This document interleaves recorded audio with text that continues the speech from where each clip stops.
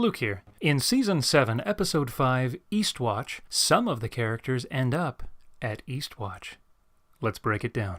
I don't know if anyone watched the end of Episode 4 as Jaime slowly sunk into the abyss and didn't assume that this episode would begin with him popping out of the water a little worse for wear, but most certainly not dead. But if you didn't, surprise, Jaime didn't drown.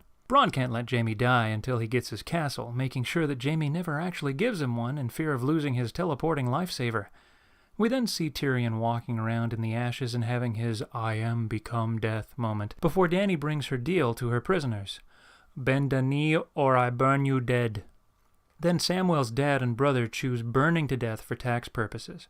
Seriously though, Tyrion makes some very compelling arguments as to why the Tarleys should join them, to which Papa Tarley's main rebuttal is that Tyrion killed Tywin. Sure, the gods hate a kinslayer, but aren't you the one who was going to kill his own son if he didn't join the Night's Watch? Hunting accident, right? Maybe with a crossbow? Anyway, so long, Rickon. We hardly knew ye. Wait, I mean Dickon. Damn it. Jaime returns to King's Landing and makes sure Cersei knows how screwed they are. Cersei raises a fair point that they have to fight because it seems unlikely that Dany will even ask them to Ben Dany and will likely just kill them. Obviously, by sacrificing herself, she could save tens of thousands of lives that would be wasted in a futile and bloody war, but no one will ever accuse the Lion Queen of thinking of anyone else but herself, and those who look vaguely like her. Oh, and then Jaime tells her what Olenna Tyrell said about killing Joffrey. Cersei laments that they didn't kill her just a little bit more. Back to Dragonstone, Jon successfully doesn't soil himself when Drogon charges at him, his reward being to be one of the few living people in the world to know what a dragon's nose feels like. What did it feel like? You can tell me, was it like petting a hot pile of rocks? Dany asks him about taking a knife to the heart, and Jon seems like he's about to admit to being a zombie when, wait a moment! A hail and hold Jorah makes his triumphant return. He and Jon share a moment, then he and Dany hug it out.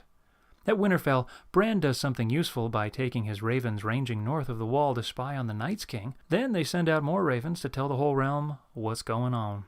At the Citadel, Sam overhears what that message says and pipes up to the maesters, saying it's all true. When Archmaester Ebro sensibly suggests they get a little bit more information before they advise the entire realm to drop what they're doing and head north, Sam gets huffy.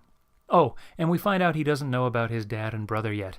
Better get on that, Ebros. You never know when Sam might leave the Citadel forever. Back on Dragonstone, Tyrion tries to spin what Dany did to the Tarleys, and seriously, I lay that one on Dad Tarley's feet. He had plenty of opportunities to not get burned and chose to ignore them. Still, Varys wants to guilt Tyrion and suggests he manipulate Daenerys a little bit better next time. Jon finally finds out about Arya and Bran, that they're still alive. He mopes anyway, but decides he wants to go home and try and stop the White Walkers. Suddenly, Dany's party of adventurers decide that they will disperse and all use their special skills to complete various missions. Well, this should be good. Back at Winterfell again, and Sansa waits patiently for Jon to get back, listening to the complaints of the Northern Lords. Arya says she should just kill them for being lame. Sansa reminds her that you can't just kill everybody. Arya looks a little confused about that, and then accuses Sansa of wanting Winterfell all for herself.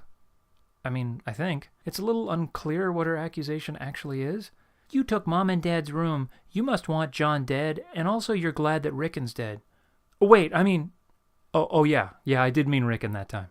Did Arya think that the biggest room in the castle should just be left empty? Down at King's Landing, we see that Davos has just smuggled Tyrion ashore, and that he has his own errands to run, since he's there anyway.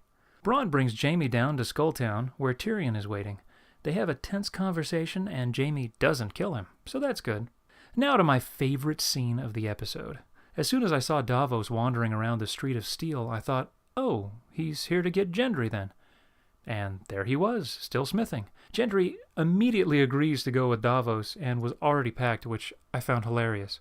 The scene where he grabs the giant warhammer he made was fun, and I like that he added some decorative antlers for flair. Flair is very important in battle.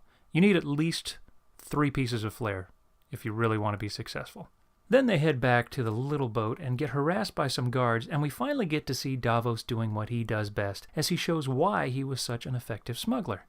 Then Tyrion shows up and does what he does best, draws attention to himself and makes people want to murder him. Then Gendry does what he does best, solves problems with a hammer. Back in the Red Keep, Jaime tells Cersei about his meeting with Tyrion, and she tells him she knows already and that they will likely enter an armistice with Dany, so the Lannisters have time to build their forces. And also, she's pregnant. Some awesome acting here from the happy siblings, as Cersei lets Jaime know she's not going to hide how it happened. Next, Jon and Gendry meet.